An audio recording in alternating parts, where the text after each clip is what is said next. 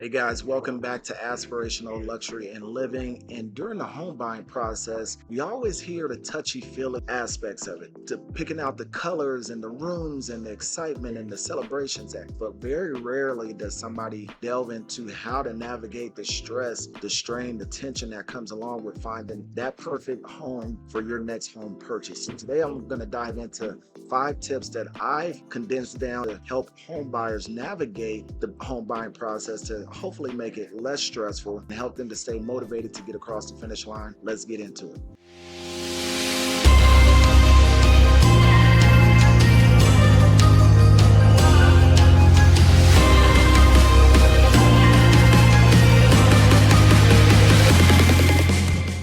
Okay, guys, as with anything in life, I am a goal setter. I can't accomplish any plan of action without goals, and I usually have short term goals and I have long term goals. So, this is the same way that I tell my clients to approach their home buying process. So, short term goals to me would be what's right in front of you? What's the immediate? That could be the tangible aspects of the home. Where is the home located? What's the location? What's the layout? How many bedrooms? How many bathrooms? Does it have a basement? What does the kitchen look like? These are all goals that you should write down and tell yourself these are desirables, these are must-haves, these are non-negotiables. That can help position the home to say, when I'm looking at whatever comes across my screen, if it does not meet this initial criteria, I'm not even going to stress myself about it. Now, I typically advise my clients that there's 3 things that we want to look at that are most important when it comes to short-term goals: location, layout, and functionality. Everything else in the home can always be changed. But if you have other non-negotiables, you can put that on your list. Make sure that you acknowledge that, and that will help to keep you happy with the short-term goals. Now, long-term goals, I tell my clients to approach the home buying process not as a practical buy, but as a real estate investor. So I try to get them into that real estate investor mindset so that they are thinking about what are the long-term aspects of owning this home. Do I want to be in this home 3 years? This may be a starter home, and I'm going to use it, and then I'm going to rent it out to get into a step-up home. Is this going to be a home that I want to grow my family in? So I'm going to be in here the next 10 years. Do I want to buy this home in a location of the city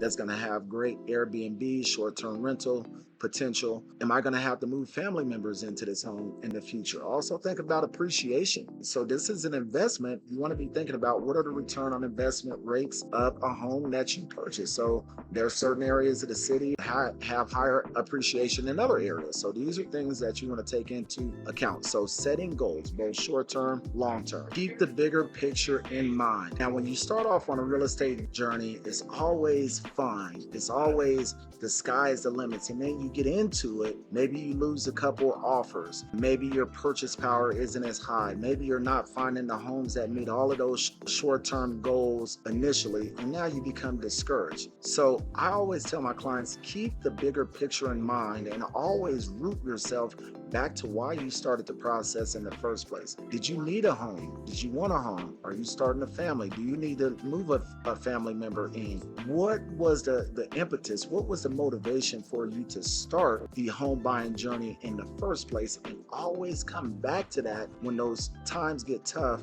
when mountains start to appear and everything seems insurmountable.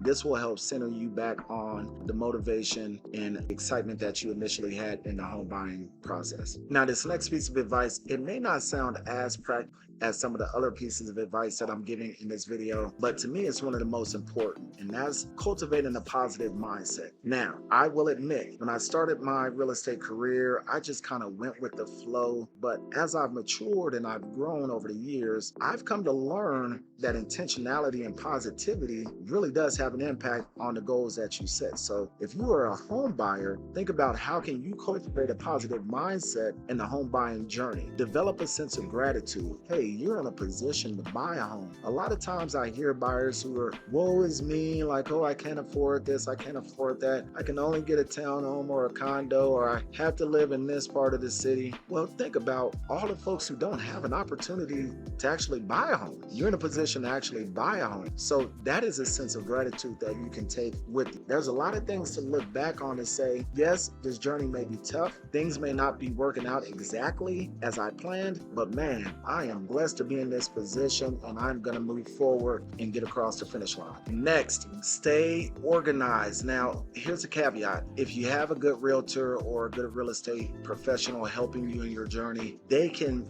take the burden of most of this and help you to stay organized. They should have a good system, but on your own, you can help yourself by making sure you have a good system so that you can review notes, you can review insights, things that you like, that you didn't like, your spouse, your partner, with your family, or even just with yourself. Utilize technology. I'm a big Excel guy. I use computers. I use Google Drive. I use my CRM. I'm always placing notes to remind me, and I'm setting up time to review those notes. Have a system. Utilize sticky notes, utilize a computer, utilize your phone, whatever it may be. Just make sure you have something that you can refer back to give you insight, because if you're looking at a lot of properties, I guarantee you it's going to become overwhelming. Ideas, thoughts, insights, notes, they're all going to start running together unless you have a good system. So help yourself there, stay organized, and keep everything intact as much as possible. And finally, guys, don't forget to celebrate the small wins. So when you start the home buying journey, you're going to look out across the terrain and say, man, how the heck am I going to get to the closing table? I got to find a property, got to put an offer on the property, got to win the property, then I got to get the money to buy the property, got to get through the escrow process, and the closing table seems like it's 100 miles down the road. So in between that time, you need to make sure that you are practicing gratitude like we talked about and celebrate those small wins. Okay, you found 5 homes that you want to go look at. Rest, take a load off that night, go to Starbucks, get you a cup of coffee and just say, man, I found 5 properties that might meet my criteria. That's a win.